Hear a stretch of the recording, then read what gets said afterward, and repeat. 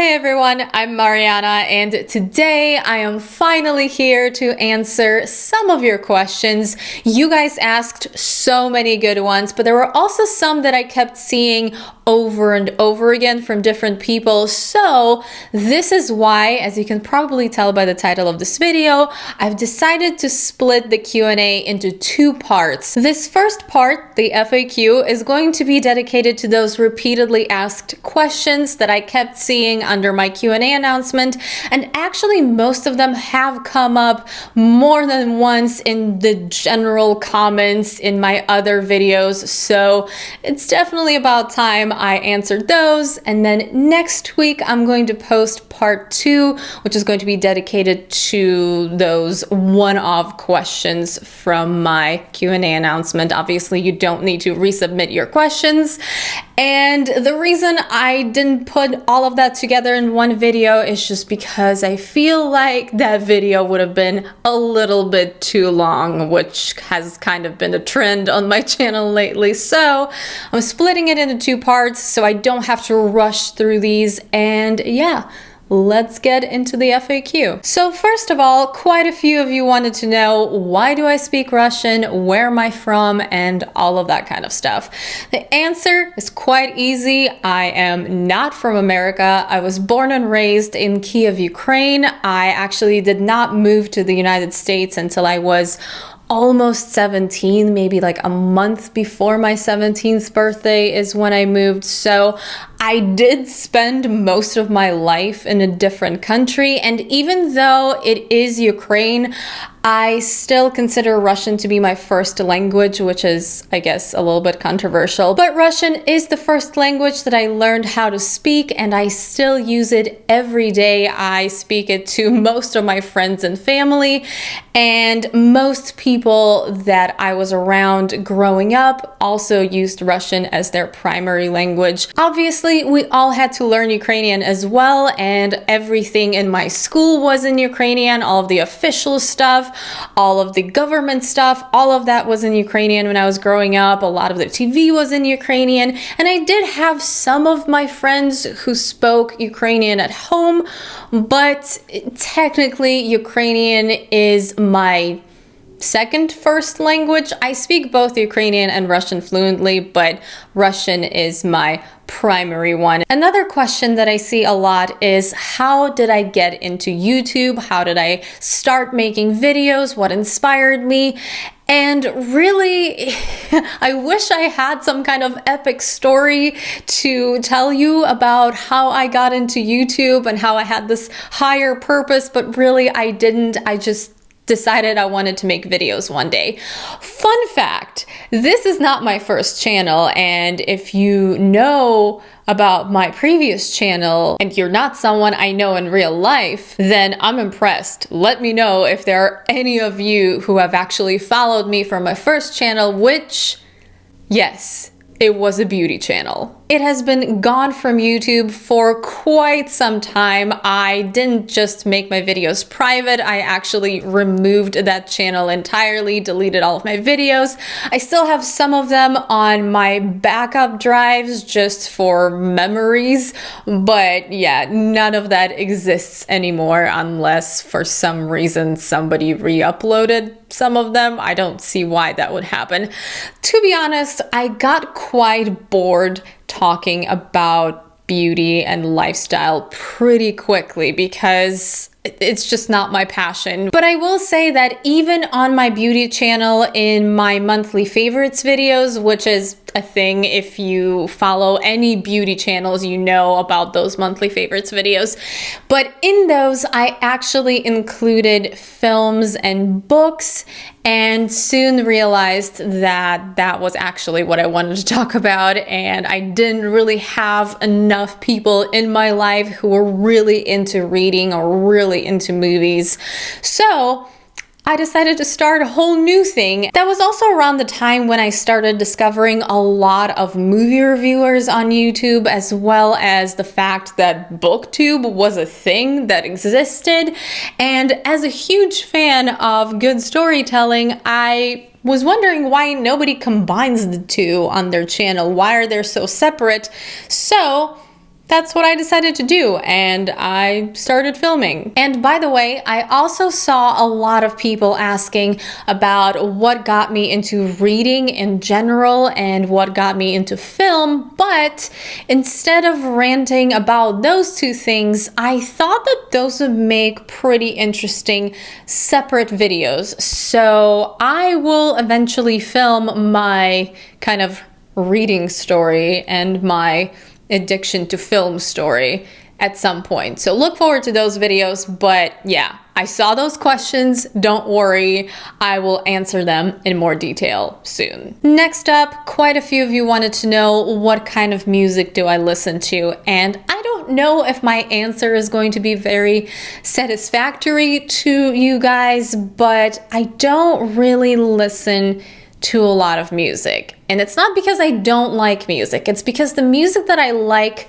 kind of requires active listening. I'm not a fan of background music at all. I am not somebody who puts on music and then does other things. I can't deal with that. I actually don't understand the concept of background music at all. I don't understand why I would want some kind of noise if I'm trying to focus on something. And if I'm doing something that I don't need to focus on, then I'm probably listening to an audiobook.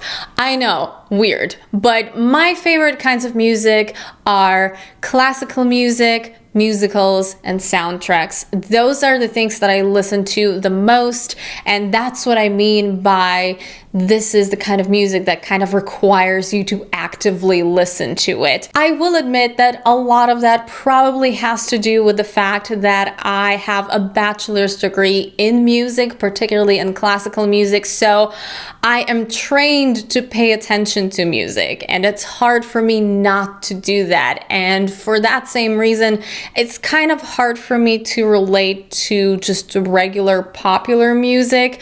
I sound like a terrible snob, and I apologize. I don't judge your music tastes. If you like Katy Perry, you do you. You found something that brings you joy. I just can't do it. I did go through a phase when I was really into symphonic metal, things like Camelot and Nightwish. I cannot remember anyone else at the moment, but bands like that. And if you have recommendations for that, then leave them below, because I don't know why I kind of fell out of that. I would love to get back into that kind of music. So there's that, but my favorite band of all time is Queen, as some of you may know. I love me some classic rock on occasion. Also, on that note, a few of you wanted to know what are some of my favorite soundtracks, and I'm not going to be terribly original right now.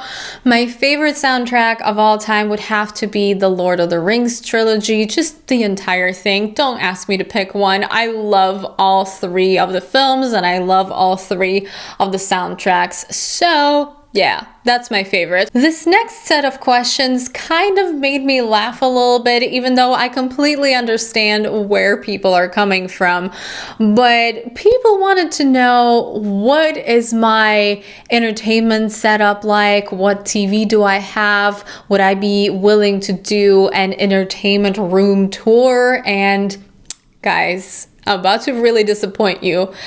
I don't have a fancy entertainment setup. I just don't. I have a Vizio TV from like 5 or 6 years ago.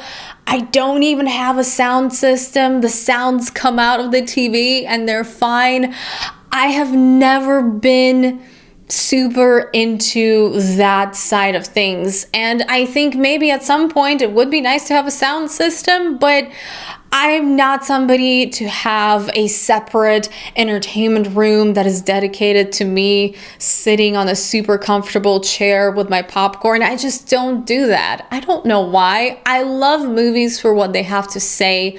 I don't really surround myself with technology to watch them in a particular setting. If I want a big screen experience, I just go see things on the big screen in the theater.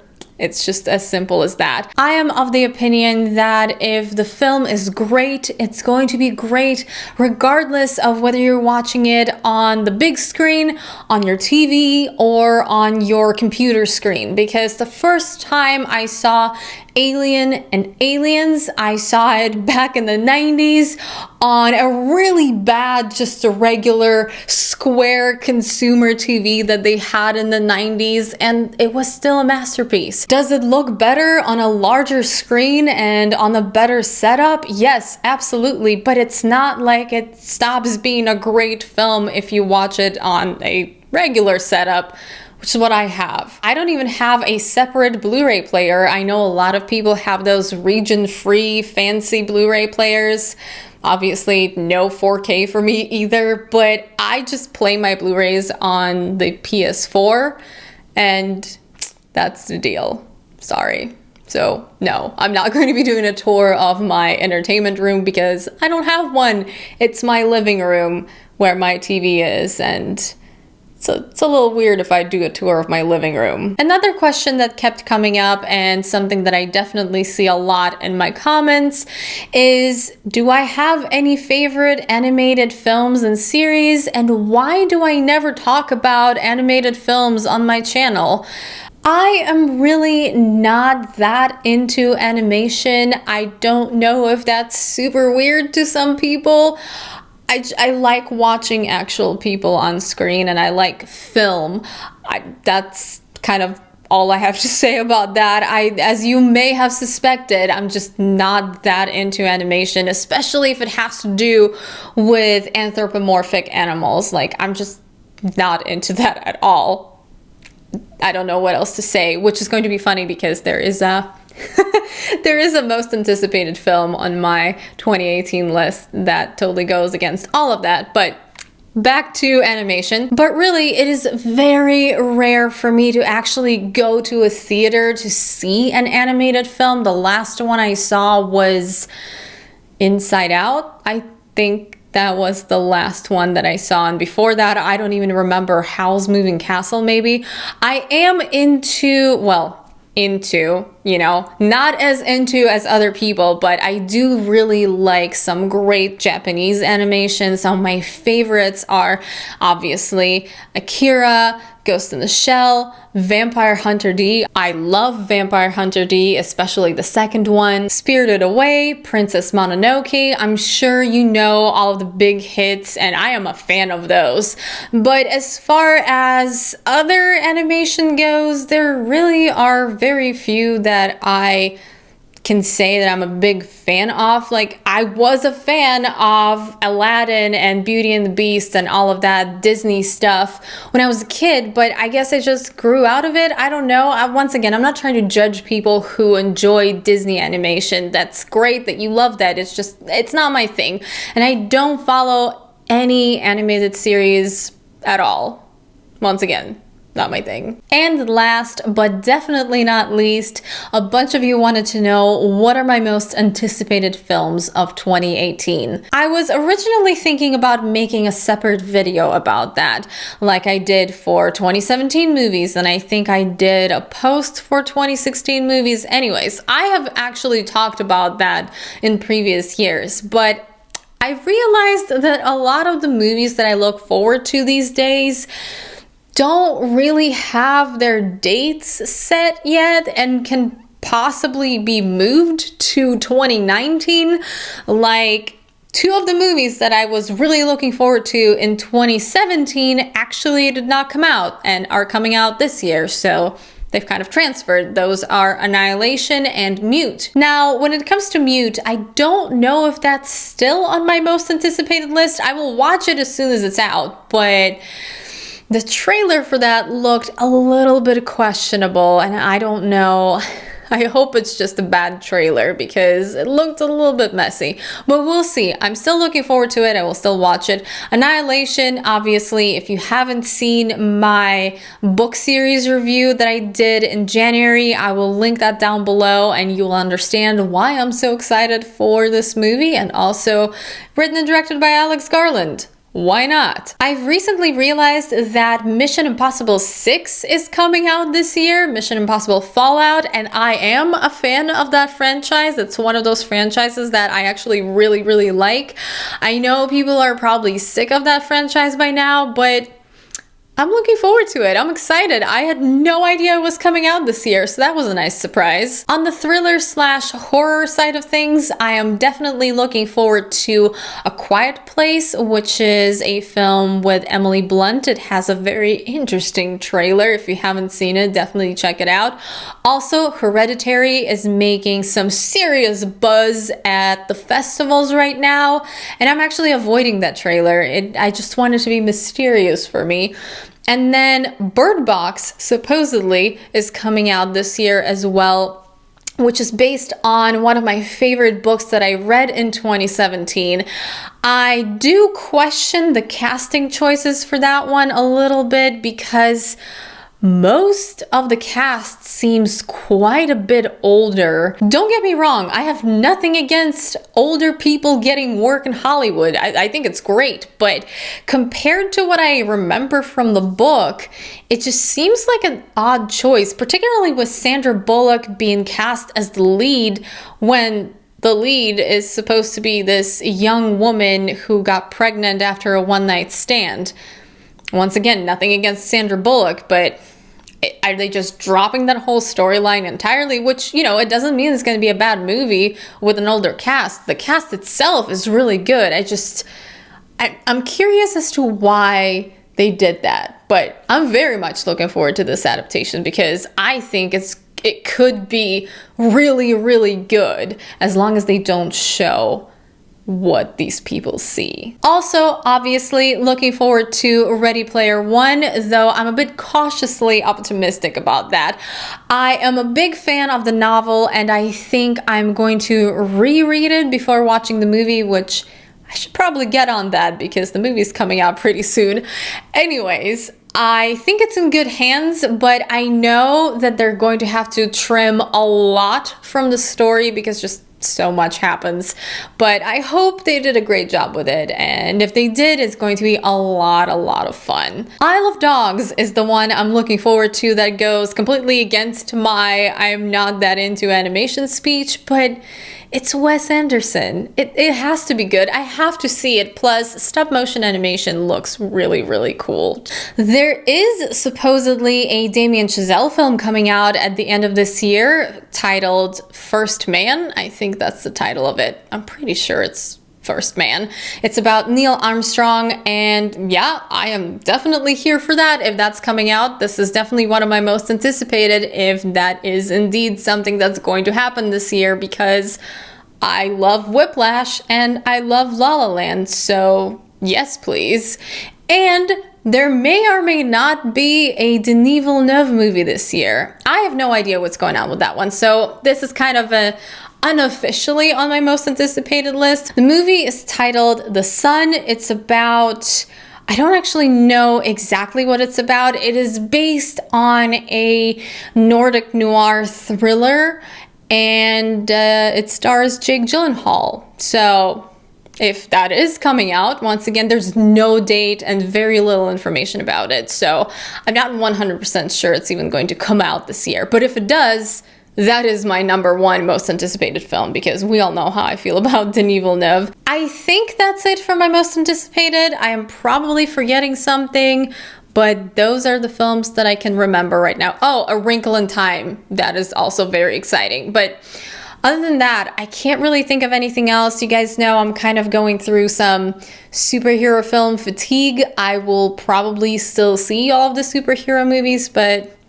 I don't really care that much anymore, and it's not like I was the #1 superhero film fan to begin with, so, you know, I'm not in the same boat as a lot of people on those. But yeah, those are my films that I'm looking forward to this year. So this concludes the FAQ part of my Q&A. As I mentioned earlier, part 2 with the one-off questions selection will be up next week, so look forward to that. If you're watching this not when I post this, and sometime later I will link the second part in the info box below, along with everything else I have mentioned. I know I mentioned a few videos, so there's that. And yeah, I hope you guys enjoyed this video. Thank you so much for watching. If you enjoyed it, please don't forget to give it a thumbs up, share it, and subscribe to my channel if you haven't already. Hit that notification bell, all the things you already know how to do. I hope you're having an awesome day, and I will see you soon in my next video. Bye.